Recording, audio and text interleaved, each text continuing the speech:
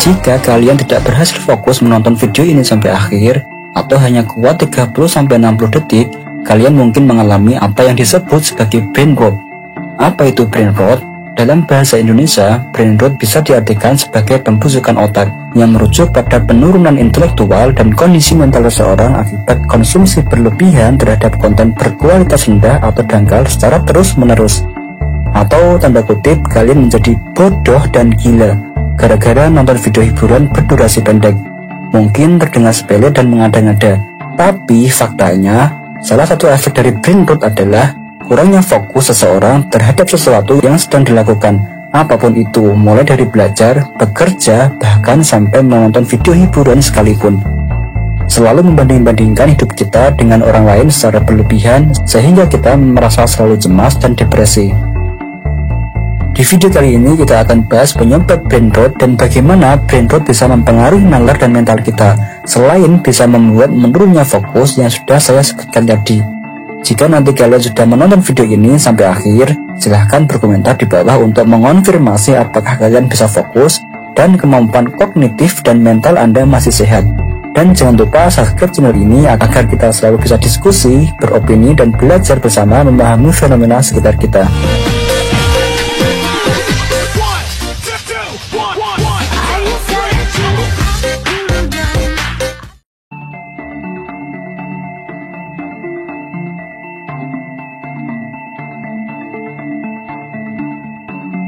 Jika kalian melihat video pendek seperti di TikTok, Reels IG, atau YouTube Short, kalian pasti ke-trigger untuk selalu men-scroll video-video selanjutnya karena penasaran apa konten selanjutnya yang ditampilkan.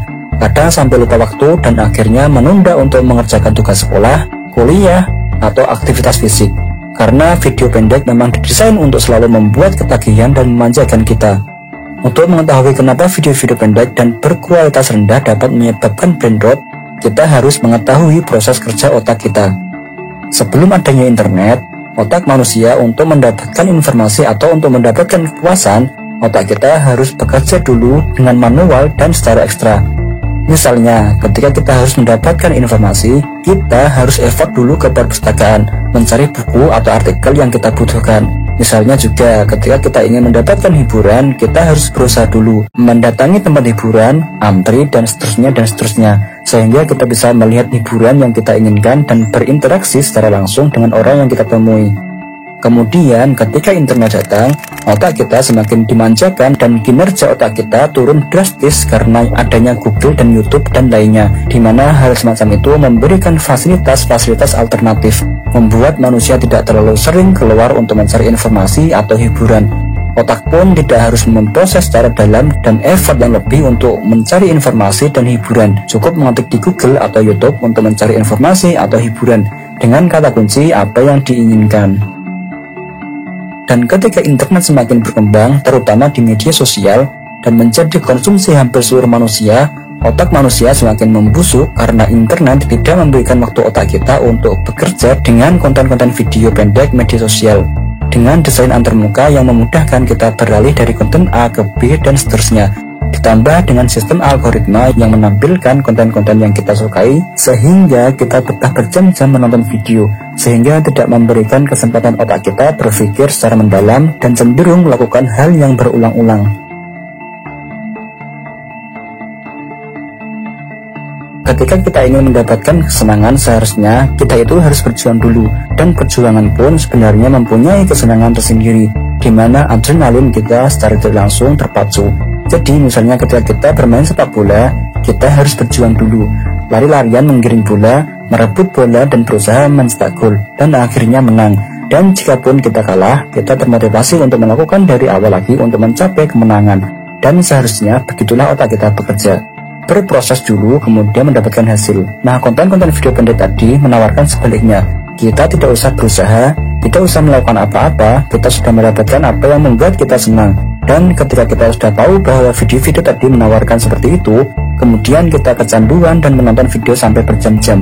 Otak kita pun pada akhirnya tidak terpakai untuk berpikir, bernalar, dan rusak begitu saja karena sudah adiktif dengan yang instan.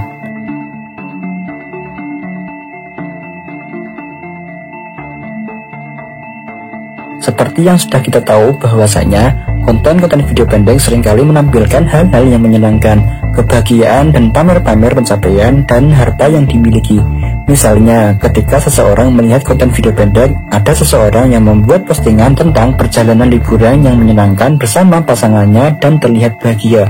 Kemudian scroll lagi, menemukan postingan tentang pencapaiannya diterima jadi PNS misalnya, dan menceritakan betapa bahagianya dia. Kemudian scroll lagi, ada orang yang memamerkan iPhone keluaran baru dengan menyebutkan fitur-fiturnya dan seterusnya. Dan ketika algoritma membaca kesukaan kita seperti itu, akhirnya apa? Akhirnya ya semua yang disuguhkan konten-konten seperti itu.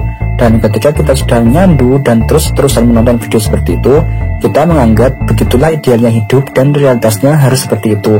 Akhirnya kita selalu membanding-bandingkan pencapaian kita dengan konten-konten yang selalu ditonton dan menyalahkan diri sendiri kenapa belum seperti itu. Padahal ya sebenarnya dunia itu naik turun dan semua butuh proses. Tidak tiba-tiba langsung enak begitu saja. Akhirnya ya depresi dan selalu tertekan. Di satu sisi, konten-konten yang ditonton selalu tentang kebahagiaan, kesenangan, pencapaian, dan lain-lainnya. Di sisi lain, seseorang yang sudah terlanjur adiktif dengan konten-konten video pendek akan malas untuk berusaha, malas untuk memecahkan masalah, dan lainnya, karena sudah menemukan realitas palsu yang ditontonnya.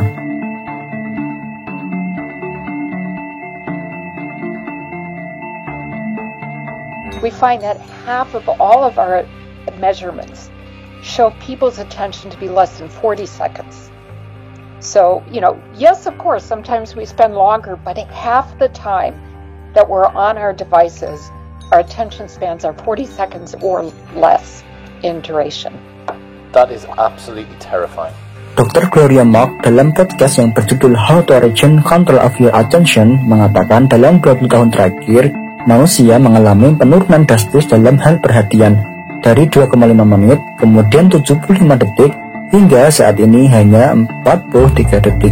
Perubahan drastis ini menunjukkan bagaimana perhatian digital telah merubah cara otak memproses informasi.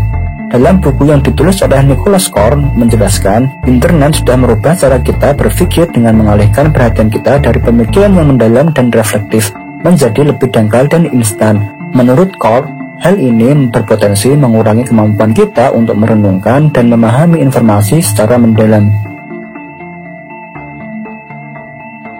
Melihat video-video hiburan dengan durasi pendek memang menyenangkan, menjadi hiburan kita setelah kelelahan beraktivitas di dunia nyata. Namun, jika dikonsumsi secara berlebih akan berpotensi buruk pada pola pikir dan mental kita, apalagi melihat dampaknya yang serius untuk kita ke depannya nanti.